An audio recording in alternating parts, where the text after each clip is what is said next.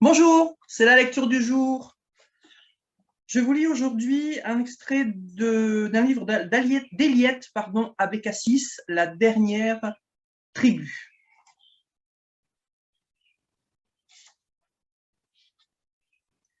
Dans un baluchon, Elijah avait pris quelques affaires, un petit pain et du thé au beurre, ainsi qu'une couverture.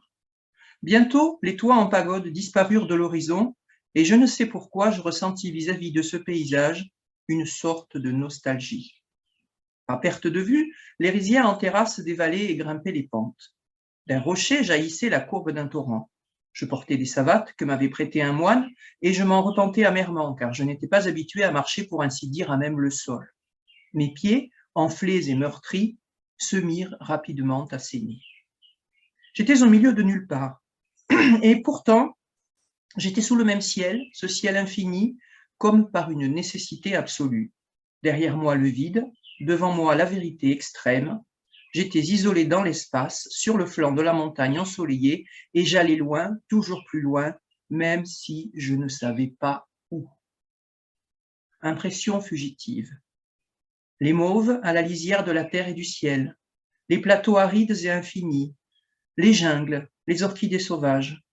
Je poursuivais ma route aux sentiers vertigineux, aux ponts étroits et aux profonds glaciers. La montagne ne s'arrêtait pas, elle était sans fin, et j'étais ivre de ses hauteurs. La première nuit, nous fûmes devant une muraille de roc rouge à l'entrée d'une gorge d'où s'échappait un torrent.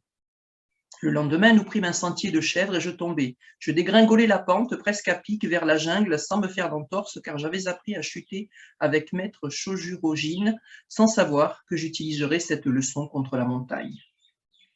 Pendant la deuxième journée, nous avons remonté la vallée avant d'emprunter une piste au milieu de grands arbres à l'odeur pénétrante. J'avais soif, j'avais faim. Nous sommes passés devant un village minuscule dont les habitants, les Xiongmin, étonnés et émus de nous voir, nous donnèrent du thé au beurre. La deuxième nuit, je fus réveillé par deux yeux jaunes comme des flammes. C'était un léopard. Immense, magnifique. La fourrure lustrée, le félin semblait m'observer calmement, comme s'il se demandait ce que j'étais. Je ne savais que faire. Je suis resté immobile, sans oser dire un mot, sans oser réveiller mon guide, car j'étais paralysé par la peur. Je demeurai ainsi, la respiration arrêtée, jusqu'à ce qu'il poursuive son chemin, comme si de rien n'était. Était-ce mon imagination qui avait besoin de peupler ce pays immense et vide? Était-ce la réalité? Je me sentais suivi, espionné par un mystérieux groupe dans les pentes gazonnées et les montagnes bleues. Je sentais derrière moi une présence, quelque chose qui me guettait. Le jour et la nuit, j'affrontais l'inconnu dans ce paysage aux grandes arabesques, aux pistes minuscules, aux sentiers de chèvres et parfois aux grandes terrasses dans les montagnes où paissent les yaks. Sans cesse, nous montions. J'avais des ampoules, des gelures aux pieds, et mes poumons devaient trouver le souffle juste, car plus je m'élevais dans la montagne, plus je manquais d'oxygène. Je découvrais la Terre dans sa dimension verticale, entre soleil et glacier, dans le silence de l'univers. Je suivais le sentier qui s'élevait jusqu'à la ligne de crête, lorsque l'on se sépare du monde. Nous marchions depuis de nombreuses heures. Le ciel s'obscurcissait, et il fallait rejoindre ces maisons que nous apercevions où nous devions faire étape pour la nuit, mais elles étaient loin comme des mirages.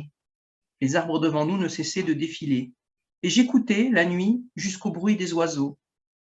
Le troisième jour, j'avais de la fièvre à cause de la marche et de la fatigue. J'avais chaud à l'intérieur et pourtant le froid perçait mes os. Plusieurs fois, je dus m'arrêter, je ne pouvais plus avancer. J'avais l'impression d'être congelé dans un champ de glace. Mon guide, lui, avançait silencieusement, enveloppé dans sa pelisse, les joues rougies par le froid. Nous ne parlions pas beaucoup. Nous étions concentrés dans l'effort de la marche. J'aurais voulu trouver l'endroit où la mort ne pouvait me rejoindre. Mais il n'y avait pas un tel lieu, pas de grand château de pierre, pas de bateau sur la mer, pas de maison dans la forêt. Autour de nous, le désert, autour de nous, le vide. Le lama disait qu'il existait une façon d'arrêter la mort, mais était-ce par la médecine ou les incantations sacrées? Non, aucun docteur n'avait trouvé de médicament pour arrêter la mort et aucun prêtre n'avait trouvé de mots pour la tenir éloignée. Comment pouvait-on ajouter des heures à sa vie? J'étais un arbre sous la lune. Derrière les glaciers, la lune entourée de nuages se transforma en une forme fantastique. Elle projeta une clarté lumineuse sur les collines. La terre et les pâturages verdoyants disparurent. Les feuilles brillaient intensément sous la lumière. J'étais conscient que quelque chose allait se produire. Je l'attendais. Au 4e jour, nous étions au milieu d'une lumière immense, aveuglante. Tout était blanc, immaculé, le pays des neiges. C'était comme un bain d'amour. Et soudain, il n'y eut plus de moi, plus d'extérieur, plus de bien, plus de mal, plus de vrai ni de faux, de sacré ou de profane, de relatif ou d'absolu. Il n'y avait plus de moi, plus d'ego, mais juste un corps qui marchait dans la montagne, qui marchait tellement qu'il ne savait plus où était la montagne et où était le corps. Enveloppé d'un nuage, je ressentis la chaleur d'une flamme, d'un feu et d'une immense exultation, une joie ineffable accompagnée d'une illumination, et j'eus l'impression de posséder à ce moment la vie éternelle. Je respirais profondément jusqu'au bout de mon souffle.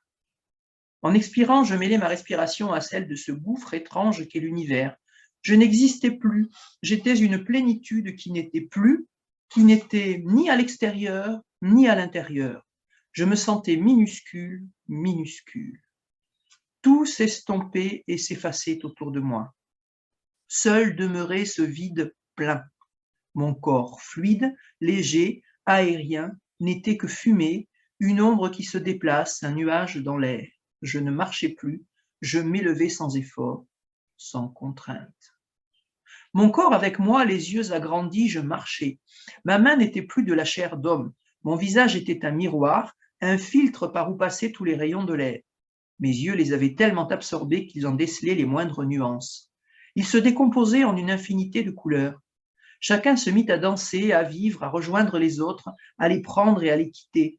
Dans l'ombre des arbres ou dans les coins les plus obscurs, la lumière se glissait, conquérait, éclatait. Sous sa pression, des morceaux d'ombre s'allumaient peu à peu comme des vers luisants se préparant à naître. Puis, l'ombre se remplit de chaleur vivante. Elle était un être qui respire et qui appelle. Il n'y avait rien que cette lumière éclatante, sans rayon, sans reflet, sans ligne où l'œil enfin se repose. Autour de moi, tout était lumière. Devant, derrière, dessus, dessous, tout était lumière.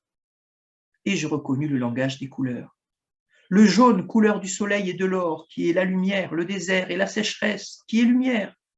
Le bleu, couleur du ciel, qui représente l'élévation, le symbole de l'infini, le parent de l'immortalité.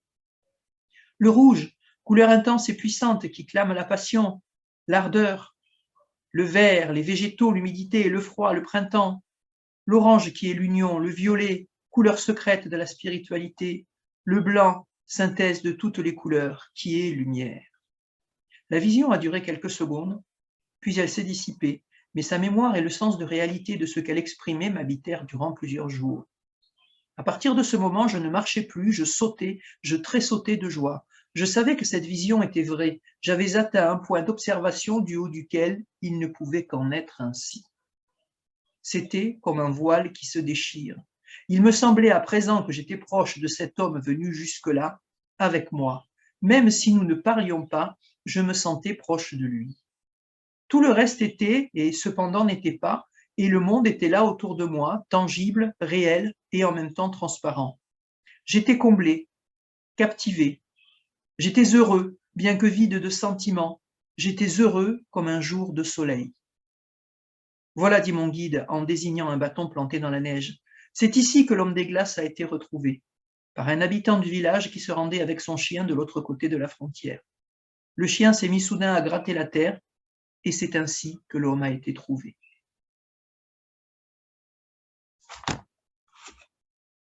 Bonne journée.